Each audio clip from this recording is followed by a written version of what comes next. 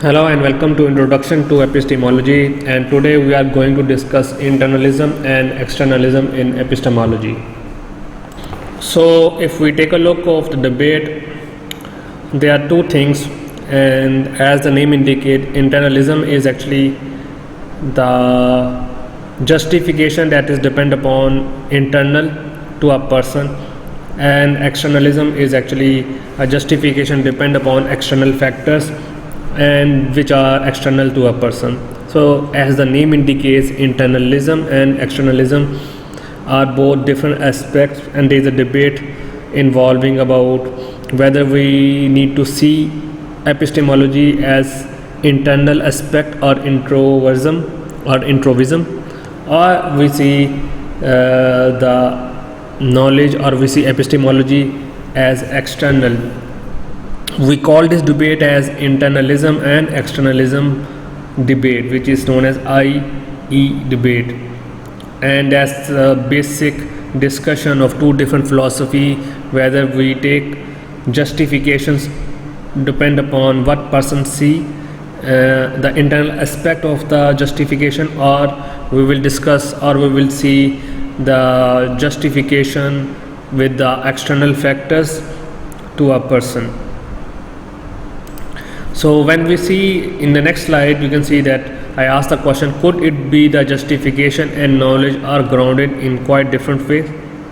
Yes, perhaps they are actually different ways to justify the knowledge, which I already mentioned, internalism as in context or externalism in context. And we already know that knowledge is actually a least true belief. So if knowledge is a least true belief, and if this least true belief is external to the world, then it is known as externalism. If the least true belief comes from inside of the mind, and then it is called as internalism. So that's a simple definition. You can read the slide that we will see. So when we talk about internalism, actually could be explained in terms of introspection or introspective, which is defined as a process of identifying own psychological processes, judgment and perception or state. Internalism could be explained in terms of reflection as well, which we can define self-reflection as examination, contemplation and analysis of one's thought, feeling and action. So these introspection and self-reflections is a part of internalism, and it is the justification of one's own mind or own thought process. So that's why introspection is more likely the psychological perspective of mind. For example, internalism stresses on having reason for one belief that ground or justify those beliefs, and this belief is actually interpreted as being able to assess those reasons, or we can able to recall from our memories, and we will cite them when we question them in arguments. So whenever we talk about internalism, we're talking about our beliefs. We must have the reason, and the reason must come from our memory, and we will use them in arguments. Like I give you another example. For example, Bob believed that his wife Mary loves him, so he have a good reason of believing it, that why she love him. But there is another scenario that Bob believed that his boss does not like him, but the problem is that he don't have the reason why his boss does not like him. So when we talk about internalism, the belief about wife could be justified and could be have the good reason, but for second thing about the boss, because he don't have the reason, so it is not a justified belief. So that is what internalists talk about.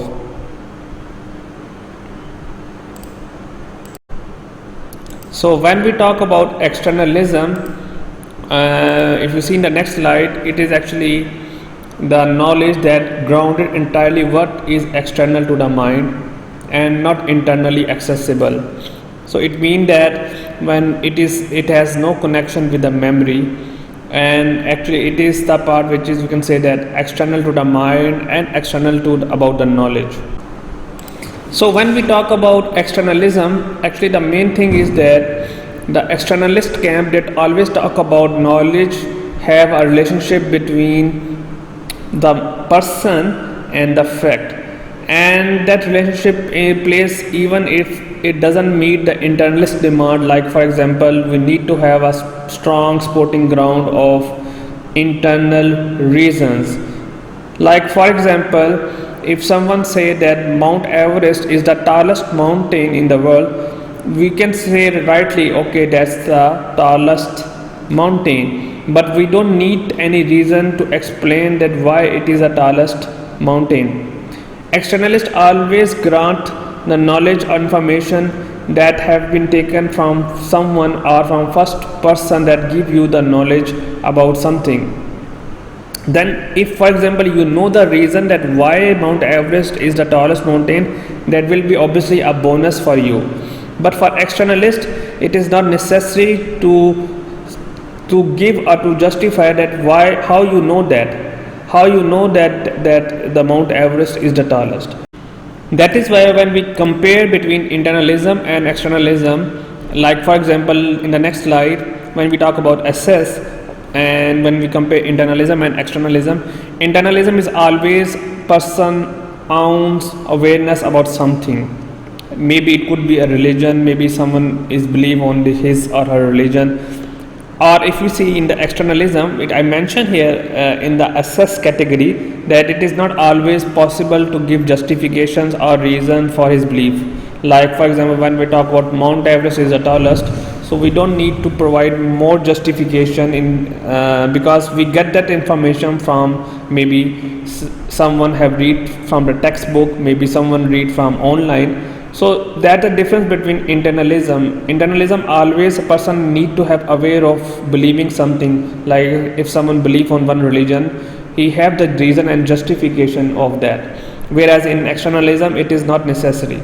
So if we see the comparison in the next slide, you can see how can we differentiate on the basis of their accessibility or the basic concept. Like the internalism is always internal mental state is important in that context, whereas in externalism it is other than mental state. Maybe the source of information from some textbook, from someone, could be the part of that.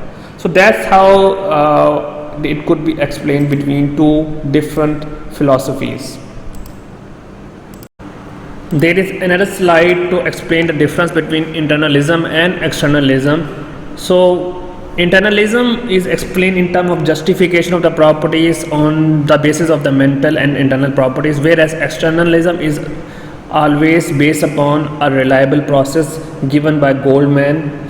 Then Sosa defined externalism as a safe mechanism, whereas Bergman defined externalism as a proper function facility that is relevant to justification. So you can see the two difference between internalism and externalism. Internalism is a justification of their own mental properties or psychomotor properties, whereas externalism is always a reliable process, is a safe mechanism because the justification is come from a reliable process. Like Mount Everest is the tallest mountain, so obviously, so researchers know this thing from measuring and calculating the height of the mountain through a process and through a mechanism. That's why we have a proper justification that given by a reliable source.